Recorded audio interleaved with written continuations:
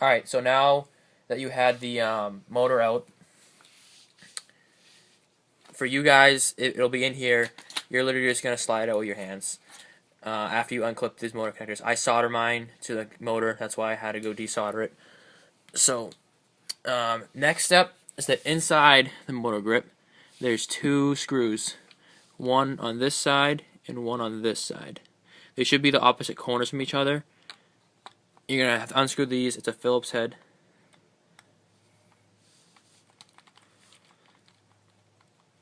They should come out fairly quickly, but they might not come all the way out. You might just kind of have to tell. Next is the other side.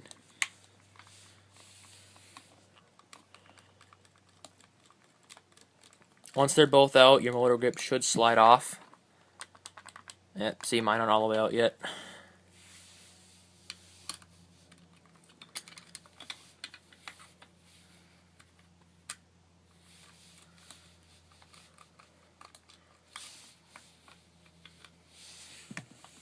There it goes. Alright, so now that your grip's off, just guide your wires through the grip. There's two holes on top of the grip where the wires go through. And your screws should come out. Here's one.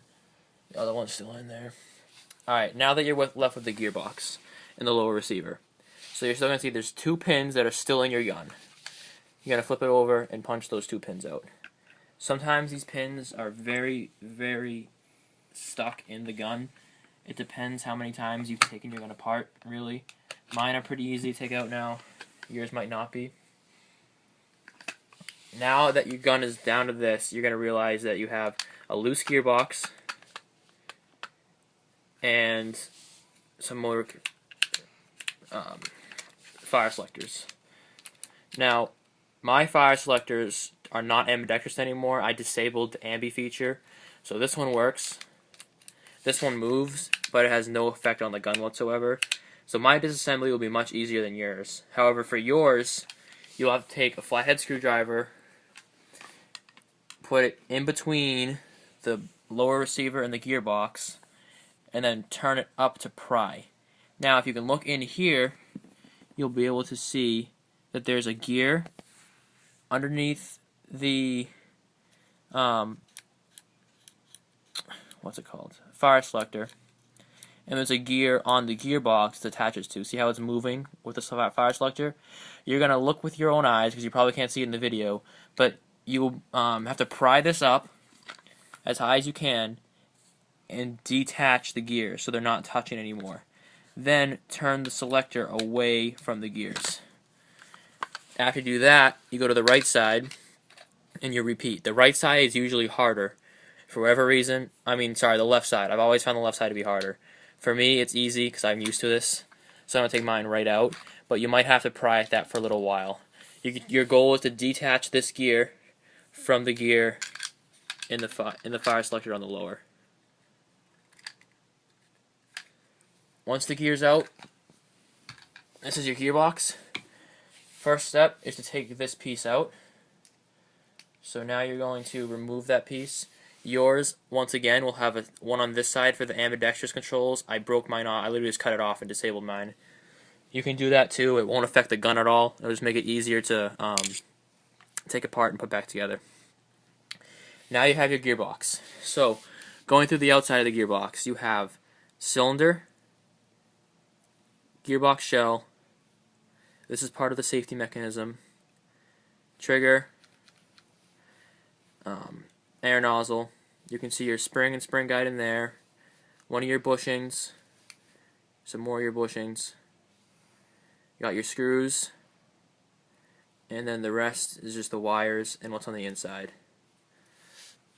This is also your fire selecting plate, or your selector plate. Now, if you were to mod this to semi-auto only for, say, a DMR, you would have to cut into this to disable the full auto, but I'm not going to get into that this video because it's a very specific mod and really doesn't have anything to do with the gearbox in general. So to open the gearbox, you have to turn your gearbox over so the screws are facing up. If you are using your stock D-Boys gearbox shell, it will be Phillips head screws. So what you're going to do, you're just going to unscrew all of them.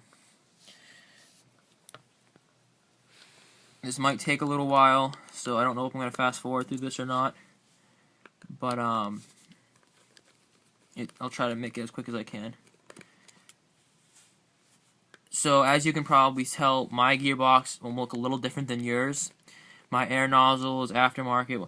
Everything in this gearbox is aftermarket, except for the shell. So the gearbox itself is the same as what it's in your Scar, but everything on the inside has been changed out.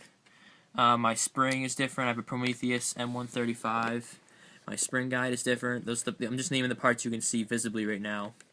I modified my trigger. My bushings, my cylinder, my air nozzle are all different. So yours will have a brass cylinder right here, a clear air nozzle right here, a steel spring back here, or a steel looking spring. It'll have like a gray finish on it. Your spring guide will be black, not silver looking. Your bushings will be a little darker, but very similar looking.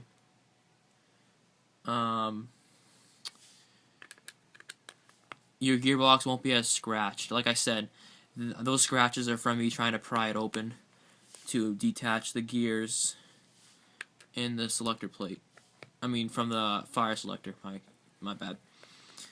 So once all your screws are out of the gearbox shell, you're going to need to take the easiest way to open a gearbox shell. I have another video actually on my channel about how to properly open your gearbox shell so that things don't go flying everywhere. I'll do it right now, but I explain it better in that video if you don't understand. So what you're going to do is take your pliers or a punch